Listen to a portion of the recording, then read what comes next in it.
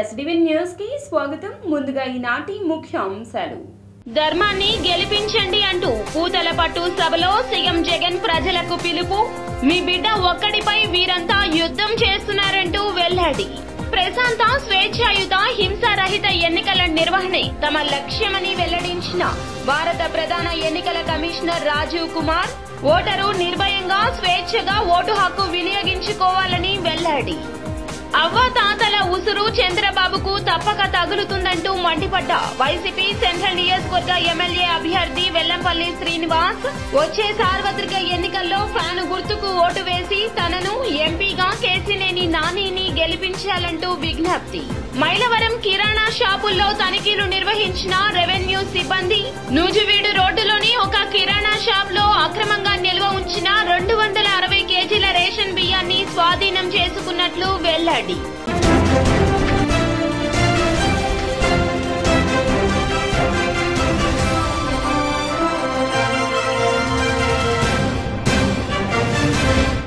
ఇక డీటెయిల్స్ చూస్తే, పూతల పట్టు సభలో ప్రజలకు సీఎం జగన్మోహన్ రెడ్డి అభివాదం చేస్తూ ప్రసంగించారు. చంద్రబాబు ఇప్పుడు మరీ దిగజారిపోయాడు. 3 రోజులుగా అవ్వాతాతలు పడుతున్న బాధలన్నీ మీకు కనిపిస్తున్నాయి. ప్రతి నెల 1వ తేదీ ఉదయాన్నే సూర్యుడు ఉదయిస్తున్నాడో లేదో కానీ వాలంటీర్లు మాత్రం చిరునవ్వుతో వచ్చి తలుపు తట్టి సెలవు దినమైనా, పండుగ దినమైనా అవ్వాతాతల ముఖంలో చిరునవ్వులు చూస్తూ మనవళ్లుగా, మనవరాళ్లుగా పింఛన్ అందించేవారు. ఇది గిట్టని చంద్రబాబు పథకం ప్రకారం ఎలక్షన్ కమిషన్ కు నిమ్మగడ్డ రమేష్ అనే తన మనిషి చేత లేఖలు రాయించి ప్రెజర్ పెట్టించి వాలంటీర్ వ్యవస్థకు అడ్డు వేయించారు. ఈ రోజు ఆ నడవలేని వయసులో అవ్వాతాతలు పెన్షన్ అందుకునేందుకు పడుతున్న అగచాట్లు చూస్తున్నప్పుడు చంద్రబాబు మనిషా లేక శాడిస్టా అని అడుగుతున్నానని ఏపీ సీఎం వైఎస్ జగన్ అన్నారు. దిగజారిపోయాడు అనంటే, ఎంతగా దిగజారిపోయాడు అనంటే, ఈ మధ్యకాలంలోనే గత 3 రోజులుగా అవ్వాతాతలు పడతా ఉన్న బాధలన్నీ మీకు అందరికీ కనిపిస్తా ఉన్నాయి.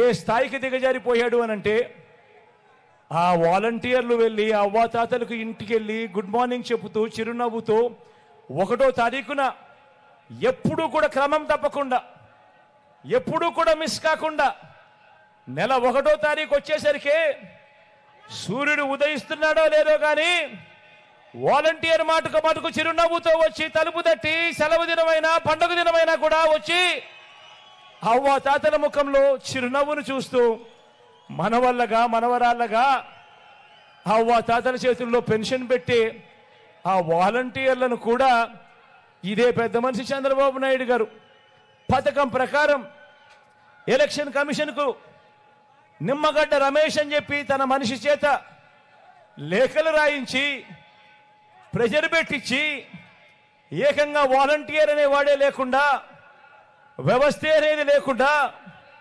ఏకంగా రద్దు చేసిన పరిస్థితులు కనిపిస్తూ ఉంటే, ఈరోజు ఆ అవ్వాతాతలు ఆ పెన్షన్ అందుకునేందుకు, నడవలేని వయసులో ఉన్న అవ్వాతాతలు పెన్షన్ అందుకునేందుకు ఈరోజు పడతా ఉన్న అగసాట్లు చూస్తూ ఉన్నప్పుడు ఈ పెద్ద మనిషి చంద్రబాబు నాయుడు గారు మనిషా? ప్రశాంత, స్వేచ్ఛాయుత, హింసారహిత ఎన్నికల నిర్వహణే తమ లక్ష్యమని భారత ప్రధాన ఎన్నికల కమిషనర్ రాజీవ్ కుమార్ వెల్లడించారు.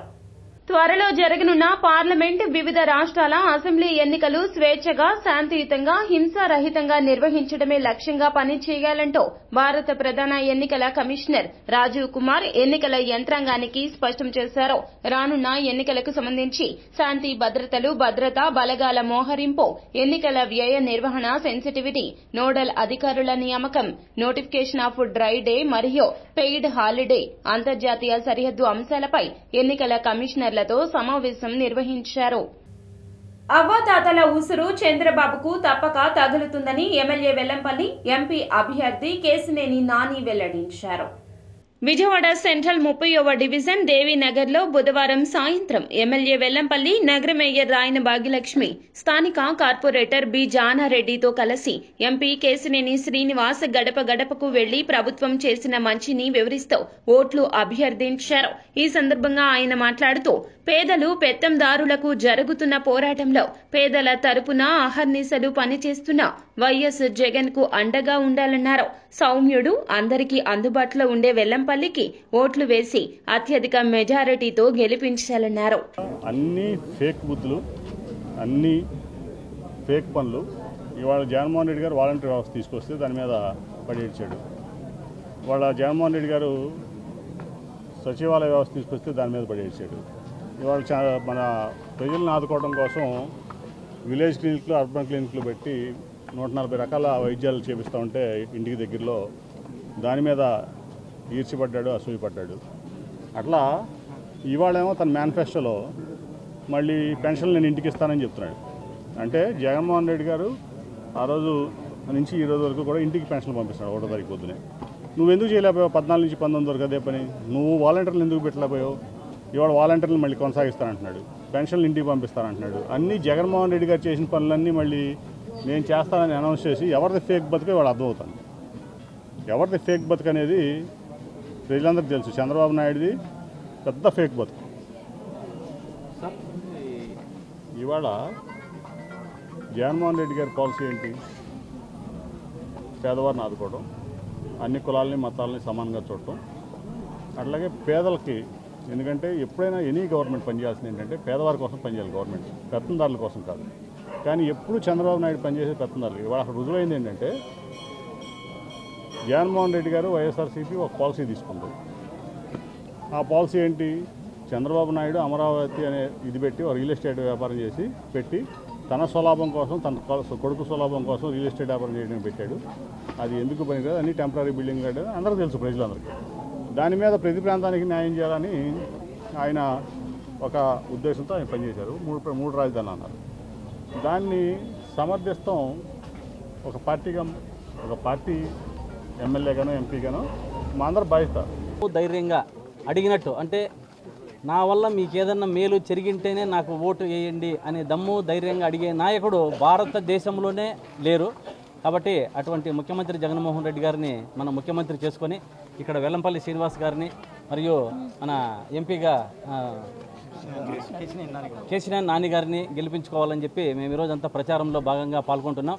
కాబట్టి ముఖ్యమంత్రి జగన్మోహన్ రెడ్డి గారు అందించే సంక్షేమ పథకాలు భారతదేశంలోనే ఎక్కడ అందించలేదు. ఇటువంటి నాయకుడు, గొప్ప నాయకుడిని మనము ఇది చేసుకొని మనం గెలిపించుకొని ముఖ్యమంత్రిగా కావాలని కోరుకుంటున్నాం. వెల్లంపల్లి శ్రీనివాస్ గారిని, కేసీఆర్ నాని గారిని ఇక్కడ ఎంపీగా, ఎమ్మెల్యేగా గెలిపించాలని మేమంతా ప్రచారం చేస్తూ తిరుగుతాం. జై జగన్, జై జగన్. మైలవరంలో కిరాణా షాపుల్లో రెవెన్యూ సిబ్బంది తనిఖీలు నిర్వహించడం జరిగింది. నూజివీడు రోడ్లోని ఒక కిరాణా షాప్ లో అక్రమంగా నిల్వ ఉంచిన 260 కేజీల రేషన్ బియ్యాన్ని స్వాధీనం చేసుకున్న రెవెన్యూ సిబ్బంది రేషన్ బియ్యం అమ్మి సొమ్ము చేసుకోవడానికే అక్రమంగా నిల్వ ఉంచినట్లు రెవెన్యూ సిబ్బంది గుర్తించారు. రేషన్ బియ్యాన్ని స్వాధీనం చేసుకుని 06100004 నెంబర్ కలిగిన డీలర్ షాప్ కు తరలించారు. పెద్దల ఆరోగ్య సంరక్షణకు వ్యాక్సినేషన్ ఎంతగానో దోహదపడుతుందని మణిపాల్ వైద్యశాల cluster director doctor Sudhakar Kantipudi వెల్లడించారు. పెద్దల ఆరోగ్య సంరక్షణకు centre of excellence for adult vaccination ను ఏర్పాటు చేసినట్లు తెలియజేశారు. తాడేపల్లిలోని వైద్యశాలలో వైద్య నిపుణులు మనోజ్ కుమార్, కృష్ణారెడ్డి, లోకేష్లతో కలిసి బుధవారం ఏర్పాటు చేసిన విలేకరుల సమావేశంలో ఆయన మాట్లాడారు. వ్యాధుల బారిన పడకుండా చిన్నారులకు ఇచ్చే వ్యాక్సిన్ల తరహాలోనే 50 ఏళ్లు పైబడిన వారిలో వ్యాధి నిరోధక శక్తి తగ్గకుండా ఉండేందుకు దశల వారీగా వ్యాక్సినేషన్ అవసరమన్నారు. అడల్ట్ వ్యాక్సినేషన్ అనే ఇనిషియేటివ్ తీసుకోవడం జరుగుతుంది మణిపాల్ హాస్పిటల్లో. ఎందుకంటే ఇది ఒక యూనిక్ ప్రోగ్రామ్. ఇప్పుడు we use to present before you number of surgeries కానీ other special work of clinical talent కానీ ఇవన్నీ షోకేస్ చేసేవాళ్ళం. బట్ ఈరోజు అడల్ట్ వ్యాక్సినేషన్ అనేది ప్రత్యేకంగా టాపిక్ తీసుకుని ఈ అవేర్నెస్ కూడా పెంచడానికి ఈ ఒక ప్రయత్నం అన్నమాట. ఇక్కడ ఒక centre of excellence adult vaccination program start చేయబోతున్నాము with collaboration with Pfizer. And basically ఇది అడల్ట్ వ్యాక్సినేషన్ దేనికి అంటే, ఇప్పుడు మన సిడిసి గైడ్లైన్స్ రీసెంట్గా ఒక డేటా రిలీజ్ చేసింది. 1994 నుంచి 2013 వరకు పుట్టిన పిల్లలందరూ కూడా almost they are fully vaccinated. వీళ్ళందరికీ కూడా life expectancy will be very high but as we grow old మన ఇమ్యూన్ సిస్టమ్ కొంచెం వీకెన్ అవుతూ వస్తుంది. అండ్ అబౌవ్ 80 years ఆ రేంజ్లో కూడా ఇంకా బాగా వీకెన్ అవుతూ ఉంటుంది. అబౌవ్ 15 30-40 ఇయర్స్ నుంచి ఇండిపెండెన్స్ దగ్గర నుంచి మనం ఈ టైంకి 69 దగ్గర వరకు వెళ్ళింది అంటారు. యావరేజ్ లైఫ్ స్పాన్ అంటే ఒకసారి జీవిత పరిమాణం 69 సంవత్సరాల వరకు ఉందన్నమాట. ఈ లైఫ్ పెరిగే కొద్దీ మనకి డిసీజెస్ పెరుగుతూ ఉంటాయి, రిస్క్ పెరుగుతూ ఉంటుంది. ఎందుకంటే మనకి కొంత ఇమ్యూనిటీ డౌన్ అవుతుంది. రెండోది షుగరు, బీపీలు ఇట్లాంటివి ఉంటే ఆ ఇమ్యూనిటీ అవి కూడా డౌన్ చేస్తాయి కాబట్టి ఎక్కువగా జబ్బులు వచ్చే అవకాశం ఉంటుంది. సో మనం ఎక్కువ కాలం ఇబ్బంది లేకుండా ఉండాలంటే కొన్ని జబ్బులు రాకుండా చూసుకోవాలి. ఆ ప్రివెన్షన్కి వేసేది టీకా అనేది ఒక జబ్బు రాకుండా కాపాడే ఒక ఆయుధం. సో ఈ టీకాలు పెద్దల్లో వేయాల్సిన టీకాలు ఒక్కొక్క వయసుని బట్టి 50 దాటిన కాడి నుంచి సుమారు 80 వరకు కొన్ని టీకాలు వేసుకోవాల్సిన అవసరం ఉంది. ఇది చాలా వరకు మనకి అవేర్నెస్సే లేదు చాలామందికి. ఇన్ని వ్యాక్సిన్స్ ఉంటాయి, ఇది వేసుకుంటే ఇంత లాభం ఉంటుందని. ఫర్ ఎగ్జాంపుల్ ఒకసారి ఊపిరితిత్తులు నిమ్ము చేరి ఏ షుగర్ బీపీ ఉండి సడన్గా సీరియస్ అయితే మనిషి ఐసీయూ అడ్మిషన్స్ అయిపోతే ఆయన వెంటిలేటర్ మీద పెడితే కొన్నిసార్లు అవి టెస్ట్ చేసుకొని మళ్ళీ ఆ వ్యాధి నిరోధక శక్తిని పెంపొందించుకోవటానికి మళ్ళీ వ్యాక్సినేషన్ అవసరం అవుతూ ఉంటుంది. క్యాన్సర్ పేషెంట్స్లోకి వచ్చే వరకు ఏమవుతుందంటే మేము క్యాన్సర్ని కంట్రోల్ చేయడానికి చేసే ట్రీట్మెంట్ కీమోథెరపీ కానీ ఒక్కొక్కసారి మోనోక్లోనల్ యాంటీబాడీస్ అని ఇస్తాము, రేడియేషన్, ఇట్లా రకరకాల ట్రీట్మెంటు క్యాన్సర్ జబ్బుని కంట్రోల్ చేయడానికి చేసే పద్ధతిలో ఈ ట్రీట్మెంట్ వల్ల వాళ్ళ వ్యాధి నిరోధక శక్తి కూడా క్షీణిస్తుంది. అంటే జనరల్గానే క్యాన్సర్ వల్ల వ్యాధి నిరోధక శక్తి తగ్గుతుంది, ఆ పైన మళ్ళీ ట్రీట్మెంట్ వల్ల కూడా వ్యాధి నిరోధక శక్తి తగ్గుద్ది. కాబట్టి వాళ్ళల్లో కూడా ఈ వ్యాక్సినేషన్ వల్ల వాళ్ళకి ఆ ఇన్ఫెక్షన్స్ బారిన వచ్చే ఇబ్బందులు తగ్గించడానికి కొంత అవకాశం ఉంది. సో అందుకని ముఖ్యంగా కొన్ని క్యాన్సర్స్కి మేము క్యాన్సర్ ట్రీట్మెంట్ మొదలుపెట్టే ముందు కానీ ఒక్కొక్కసారి మనం క్యాన్సర్ ట్రీట్మెంట్ మొదలుపెట్టే ముందు వాళ్ళకి వ్యాక్సిన్ చేసే అవకాశం దొరకకపోతే ఈవెన్ కొన్ని క్యాన్సర్స్లో సాలిడ్ క్యాన్సర్స్ అంటే మనకు బ్లడ్ రిలేటెడ్ క్యాన్సర్స్ కాకుండా మిగతా క్యాన్సర్లో ట్రీట్మెంట్ నడుస్తున్నప్పుడు కూడా కొన్ని 1978 కంటే ముందు వ్యాక్సినేషన్ అనేది ఇండియాలో పెద్దగా లేదండి. అంటే దానికంటే ముందు పుట్టిన వాళ్ళందరూ ఇప్పుడు ఆల్మోస్ట్ 50 ఇయర్స్ దాటుంటారు. సో వాళ్ళకి అప్పట్లో ఓన్లీ టీబీ వ్యాక్సిన్ ఒకటే వేసేవాళ్ళు కామన్గా. ఇప్పుడు న్యూమోకోకల్ వ్యాక్సినేషన్ కానీ ఇన్ఫ్లుయెంజా వ్యాక్సినేషన్ కానీ అప్పట్లో అవైలబిలిటీ లేదు. ఇప్పుడు పుట్టిన పిల్లలందరికీ వేస్తాం లాస్ట్ 10 ఇయర్స్ నుంచి. కానీ సో వీళ్ళందరికీ ఎవరికైతే 50 ఇయర్స్ దాటుతాయో వాళ్ళకి ఆటోమేటిక్గా ఇమ్యూనిటీ అనేది తగ్గుతుంది. సో వాళ్ళు న్యూమోకోకల్ వ్యాక్సినేషన్ కానీ ఇన్ఫ్లుయెంజా వ్యాక్సినేషన్ అనేది లంగ్ ఇన్ఫెక్షన్స్ రాకుండా బాగా హెల్ప్ అవుతుంది. ఢిల్లీ పబ్లిక్ స్కూల్ విజయవాడ ప్రాంగణంలో స్నాతకోత్సవ వేడుకలు ఘనంగా నిర్వహించడం జరిగింది. ఈ కార్యక్రమంలో ముందుగా జ్యోతి ప్రజ్వలన మరియు ప్రార్థనా గీతంతో ప్రారంభమైంది. +2 పూర్తి చేసిన విద్యార్థులకు గ్రాడ్యుయేషన్ సర్టిఫికెట్స్ ను పాఠశాల ఫస్ట్ లేడీ పరిమి సునంద చేతుల మీదుగా అందజేశారు. ఈ కార్యక్రమంలో అకాడమిక్ డైరెక్టర్ డేవిడ్ రాజు మాట్లాడుతూ రాబో కాలంలో విద్యార్థులు వారి యొక్క భవిష్యత్తు ఫలాలను ఆస్వాదించాలని, సమాజానికి ఆదర్శంగా ఉండాలని, నాయకత్వ లక్షణాలు కలిగి ఉండాలని, సమాజంలో ఎటువంటి సమస్యనైనా ఎదుర్కొని మించే ధైర్యాన్ని కలిగి ఉండాలని సూచించారు. మనకు విజయవాడలో ఉన్న ఢిల్లీ పబ్లిక్ స్కూల్ 12వ క్లాసు గ్రాడ్యుయేషన్ సెరమనీ చాలా బ్రహ్మాండంగా ఆర్గనైజ్ చేశారు.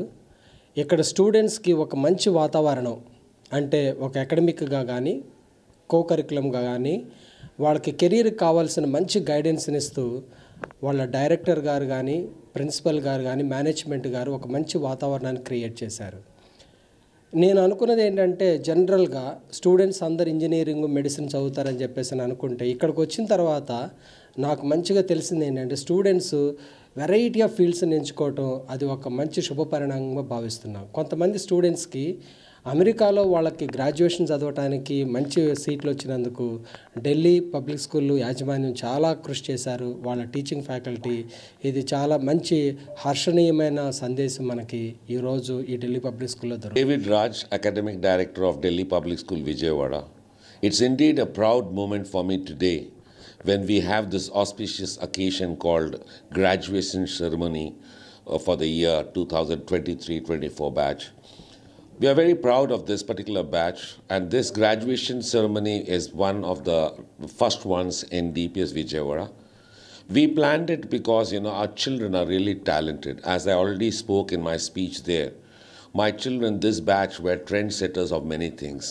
They took initiative in most of the activities in our school. They started off new clubs. We did give them exposure, not only academics. I'm sure every school concentrates on academics, but our school, we have been even making sure that the children really turn out to be all-rounders in all the fields. We have even given them confidence. My 2 years at Delhi Public School, Vijayawada. I've just graduated 12th class in maths, physics and chemistry. And I'd like to say wholeheartedly that this school not only offered me the opportunity to explore my subjects further in a deeper level due to the high quality teachers, but it also offered me the opportunity to see a lot more than just textbooks in these 2 years. We had a lot of events throughout the year, and I personally got the chance to participate in a lot of them. All these events are conducted by students largely, with the support, of course, of the management staff. These events gave me the opportunity to learn leadership qualities, learn how to work with people. I'm Bala Hasni, the head girl of Delhi Public School, Vijayawada. I've been studying here for over 7 years, and this school has given me more than any other school can ever give me. The education, the facilities, the people, the environment, the language and communication skills, the leadership that I need in life has all been given to me by DPS. The teachers are extraordinary. The faculty is of the top quality. And our classrooms and our books, everything, it's the perfect school to come to if you're looking for better education.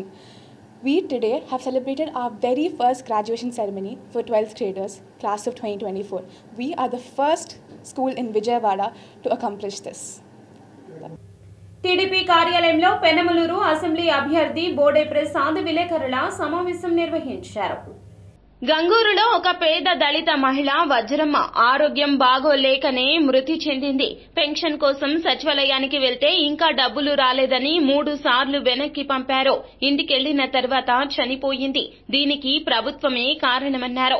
ఒక్కరోజు ఈ pension పంపిణీ management ను చంద్రబాబుకి అప్పచెప్పు 4 గంటల్లో పంపిణీ చేసే విధంగా organise చేయగలరని జగన్ కి సవాల్ విసిరారు. నీకు వ్యవస్థల మీద పట్టు లేదు, పరిపాలన మీద పట్టు లేదు. కుటుంబ సభ్యులు బాధల్లో ఉంటే శవం దగ్గర జగన్ జిందాబాదులు, జోగి రమేష్ జిందాబాదుల సిగ్గుండాలి. శవ రాజకీయాలతో నువ్వు గెలవలేవు అంటూ మండిపడ్డారు. ప్రసాద్కి సీట్ ఇవ్వలేదు అంటే బాణాసంచా కాల్చాడు. బోడే ప్రసాద్కి సీట్ వస్తుందంటే స్వీట్లు పంచాడు. చరిత్రలో ఎక్కడన్నా చూసామా? అంటే పిచ్చి పట్టిందా నీకు? నీకు ఓటమి కళ్ళకు కట్టినట్టు కనిపించేసరికి నియోజకవర్గంలో ప్రజల్ని ఏదో విధంగా మభ్య పెడదామనే ఆలోచనలు చేస్తా ఉన్నావు. ఇది వాస్తవం కాదా? నిన్న గంగూరులో ఒక పేద దళిత మహిళ ఆరోగ్యం బాగోలేక మరి కొడుకింటి దగ్గరికి వచ్చి పక్కనే ఉన్న సచివాలయం ఉదయం నుంచి 2 సార్లు ఇల్లు వచ్చింది. పెద్ద దూరం కూడా లేదు, 50 మీటర్ల దూరంలో సచివాలయం ఉంది. ఉదయం 9 గంటల నుంచి పంపిణీ చేయాల్సిన పెన్షన్ వజ్రమ్మ గారు అక్కడికి వెళ్తే డబ్బులు రాలేదు అని 3 సార్లు వెనక్కి ముందుకి ఇంటికి రావడం జరిగింది. అనారోగ్యంతో చనిపోవడం జరిగింది. ఆవిడ చనిపోయిన తర్వాత హడావుడిగా వేరే సచివాలయం నుంచి తీసుకొచ్చి డబ్బులు అక్కడ పంపిణీ చేయడం మొదలుపెట్టారు. నేను సూటిగా ఒకటి ప్రశ్నిస్తా ఉన్నా. గ్రామ పంచాయతీల్లో ట్రెజరీ నుంచి పెన్షన్కి సంబంధించిన నిధులు మీరు రాష్ట్రంలోని ఇంటర్ కళాశాలలకు ప్రభుత్వం వేసవి సెలవులను ప్రకటించింది. మే 31వ తేదీ వరకు వేసవి సెలవులు ఉంటాయని, జూన్ 1 నుండి తిరిగి ఇంటర్ కళాశాల పునః ప్రారంభం అవుతుందని ఇంటర్ బోర్డు అధికారులు వెల్లడించారు. సెలవుల్లో కళాశాలలో ఎలాంటి క్లాసులు నిర్వహించరాదని, అలాగే షెడ్యూల్ విడుదల కాకపోయినా ప్రవేశాలు నిర్వహిస్తున్న కళాశాలలపై చర్యలు తీసుకుంటామని అధికారులు ఈ సందర్భంగా వెల్లడించారు. వైసీపీ నేతలు మానవత్వం లేకుండా ప్రవర్తిస్తున్నారని మాజీ మంత్రి దేవినేని ఉమా మండిపడ్డారు. మంగళగిరిలోని టీడీపీ కేంద్ర కార్యాలయంలో నిర్వహించిన విలేకరుల సమావేశంలో టీడీపీ సీనియర్ నేత మాజీ మంత్రి దేవినేని ఉమా మాట్లాడారు. మంచాలపై వృద్ధులను ఊరేగిస్తూ టీడీపీపై విష ప్రచారం చేస్తున్నారంటూ మండిపడ్డారు. వైసీపీ కుట్రలో భాగస్వామ్యులు అయినందుకు 9 మంది అధికారులపై ఈసీ చర్యలు తీసుకుందన్నారు. వారిని ఎన్నికల విధుల నుంచి పక్కన పెట్టారన్నారు. ఇప్పటికైనా అధికారులు ప్రభు భక్తి మానుకోవాలంటూ సూచించారు. మానవత్వం ఉందా నేను అడుగుతా ఉన్నా. మురళీధర్ రెడ్డి నీకు మానవత్వం ఉందా? సెల్ఫ్ సీఓ అని నేను అడుగుతా ఉన్నా. ఏసీ రోడ్లో కొలుగుతున్న తాడేపల్లి కొంప ప్యాలెస్లో ఉన్న ముఖ్యమంత్రి సెక్రటరీని అడుగుతా ఉన్నా, ధనంజయ రెడ్డిని. ఇంత నీచానికి పాల్పడతారా? ఇంత దుర్మార్గానికి పాల్పడతారా? ఓట్లు దండుకోవాలనే కక్కుర్తితో జగన్మోహన్ రెడ్డి ప్రభుత్వానికి ఓట్లు చేయాలనే ప్రయత్నంతో ఈ పన్నాగంలో మీరందరూ భాగస్వాములయ్యారు. నిన్నే దగ్గర 9 మంది అధికారులు మీ దుర్మార్గాలకి మీ కుట్రలో భాగస్వాములైనందుకు ఇవాళ 9 మంది అధికారులు బలైనప్పటికి కూడా ఇంకా మీకు చేమగుట్టినట్లేదా? ఇంకా మీరు కుట్రలో భాగస్వాములు అవుతారా? నిన్నే కదా ఐఏఎస్లు ఐపీఎస్లు ఎవరైతే వంతపాడారో, ఎవరైతే ఊడిగం చేశారో, ఎవరైతే జీహుజూర్ అన్నారో వాళ్ళందరూ కూడా ఎన్నికల విధుల నుంచి పక్కన పెట్టబడ్డారు. ఇది చూసినప్పటికి కూడా మీలో మార్పు లేకుండా ప్రభుభక్తితో ఇవాళ జగన్మోహన్ రెడ్డిని కాపాడాలనే ప్రయత్నంలో భాగంగా ఏ మాత్రం కూడా దీని మీద గుణపాఠాలు నేర్చుకోకుండా బాధ్యత గల కీలకమైన పదవుల్లో ఉన్న మీరు ఈ దుర్మార్గాలకి వృద్ధులను ఎండలో తిప్పుతూ జగన్ పైశాచిక ఆనందం పొందుతున్నారని ఎమ్మెల్యే వసంత వెంకట కృష్ణ ప్రసాద్ మండిపడ్డారు. వృద్ధులను కూడా రాజకీయ లబ్ధి కోసం సీఎం జగన్ వాడుకుంటున్నారని మైలవరం టీడీపీ అభ్యర్థి వసంత వెంకట కృష్ణ ప్రసాద్ వెల్లడించారు. మైలవరం నియోజకవర్గంలోని రెడ్డిగూడెం మండల పరిధిలోని ముచ్చనపల్లి, కుదప గ్రామాల్లో టీడీపీ ఆత్మీయ సమావేశాల్లో పాల్గొన్నారు. ఈ సందర్భంగా ఆయన మీడియాతో మాట్లాడుతూ కమిషన్లు తీసుకుని కాంట్రాక్టర్లకు బిల్లులు చెల్లించడంతో ప్రభుత్వం ఖజానాలో సొమ్ము లేదన్నారు. అందుకే వృద్ధులకు పింఛన్ సొమ్ము సకాలంలో అందలేదంటూ మండిపడ్డారు. తారక మంత్రం అన్నట్టు ప్రతిదానికి వాలంటీర్లు అవసరం ఉంది. ఈ రోజు పెన్షన్లు ఇవ్వాల్సిన సందర్భం వస్తే వాలంటీర్లు లేక ఇబ్బంది వచ్చింది. ఈ రోజు వాలంటీర్లు చంద్రబాబు నాయుడు గారు ఆపినందువల్ల పెన్షన్లు అందలేదని చెప్తున్నారు. ఎన్నికల నిబంధనల మేరకు వాలంటీర్లు ఆ రోజు నియమించింది ఎవరు? మేమే. గ్రామంలో ఉన్నటువంటి వైఎస్ఆర్ కాంగ్రెస్ పార్టీ నాయకుడు మాకు లిస్ట్ ఇస్తే ఆ లిస్ట్ ఇచ్చిన కుటుంబాలనే మేము వాలంటీర్లుగా నియమించాం. అంటే ఈ రాష్ట్రంలో శాసనసభ్యులందరూ లేదా ఇన్ఛార్జీలు ఇచ్చిన వాళ్ళే వాలంటీర్లు. వైఎస్ఆర్ కాంగ్రెస్ పార్టీకి సంబంధించిన కుటుంబ సభ్యులే ఉన్నారు కాబట్టి వాళ్ళు ఎన్నికల విధుల్లో జోక్యం చేసుకుంటారు. కాబట్టి మీరు దీంట్లో కలగజేసుకోవద్దని ఎన్నికల కమిషన్ 10 రోజుల క్రితమే స్పష్టంగా రాష్ట్ర ప్రభుత్వానికి నోటు పంపిస్తే ప్రత్యామ్నాయ ఏర్పాట్లు చేయాల్సిన రాష్ట్ర ప్రభుత్వం ఏమీ చేయకుండా కూర్చొని ఈ రోజు పెన్షన్లు ఆలస్యం చేసి వృద్ధుల్ని ఎండలో బయటకు కొద్దిగా ఎండలో కనుక తిరిగే పరిస్థితి కల్పించి అవన్నీ వీడియోలు తీసిపెట్టి దాని ద్వారా లబ్ధి పొందాలనుకుంటున్నారు. కానీ వాస్తవంలో జరుగుతుంది ఏంటంటే ఈ చివర ఎన్నికలు సమీపించిన తర్వాత గడిచిన 15-20 రోజుల్లో ఈ రాష్ట్రంలో బటన్ నొక్కే కార్యక్రమం తప్పితే అభివృద్ధి లేదు. కాబట్టి ఎన్నో లక్షల కోట్ల డబ్బు కాంట్రాక్టులకు పెండింగ్ పడి ఉంది. దాదాపుగా 152 లక్షల కోట్ల రూపాయల డబ్బు కాంట్రాక్టులకు ఇవ్వాల్సి ఉంది. వాళ్లలో కొంతమందికి కమిషన్లు తీసుకొని బిల్లులు క్లియర్ చేసి ఈ రోజున పెన్షన్లు ఇవ్వడానికి కూడా డబ్బు లేక దీన్ని వాయిదాలు వేసుకుంటాం. వాళ్లే చెప్పారు 3వ తారీఖు తర్వాత ఇస్తాం పెన్షన్లని. కానీ కాలయాపన చేసి ప్రజల్ని అవస్థల పాలు చేసి ఈ నెపమంతా తెలుగుదేశం మీద చంద్రబాబు నాయుడు గారి మీద మోపి ఏదో దాని నుంచి కూడా మళ్ళీ ఎన్నికలు లబ్ధి పొందాలని చూస్తున్నారు తెలుగుదేశం పార్టీ. వార్తలు ముగించే ముందు ముఖ్యాంశాలు మరోసారి. ధర్మాన్ని గెలిపించండి అంటూ పూతల పట్టు సభలో సీఎం జగన్ ప్రజలకు పిలుపు. మీ బిడ్డ ఒక్కడిపై వీరంతా యుద్ధం చేస్తున్నారంటూ వెల్లడి. ప్రశాంత, స్వేచ్ఛాయుత, హింసారహిత ఎన్నికల నిర్వహణే తమ లక్ష్యమని వెల్లడించిన భారత ప్రధాన ఎన్నికల కమిషనర్ రాజీవ్ కుమార్. ఓటరు నిర్భయంగా, స్వేచ్ఛగా ఓటు హక్కు వినియోగించుకోవాలని వెల్లడి. అవ్వ తాతల ఉసురు చంద్రబాబుకు తప్పక తగులుతుందంటూ మండిపడ్డ వైసీపీ సెంట్రల్ నియోజకవర్గ ఎమ్మెల్యే అభ్యర్థి వెల్లంపల్లి శ్రీనివాస్ వచ్చే సార్వత్రిక ఎన్నికల్లో ఫ్యాను గుర్తుకు ఓటు వేసి తనను ఎంపీగా కేసినేని నానిని గెలిపించాలంటూ విజ్ఞప్తి. మైలవరం కిరాణా షాపుల్లో తనిఖీలు నిర్వహించిన రెవెన్యూ సిబ్బంది నూజివీడు రోడ్డులోని ఒక కిరాణా షాప్ లో అక్రమంగా నిల్వ ఉంచిన 260 కేజీల రేషన్ బియ్యాన్ని స్వాధీనం చేసుకున్నట్లు వెల్లడి.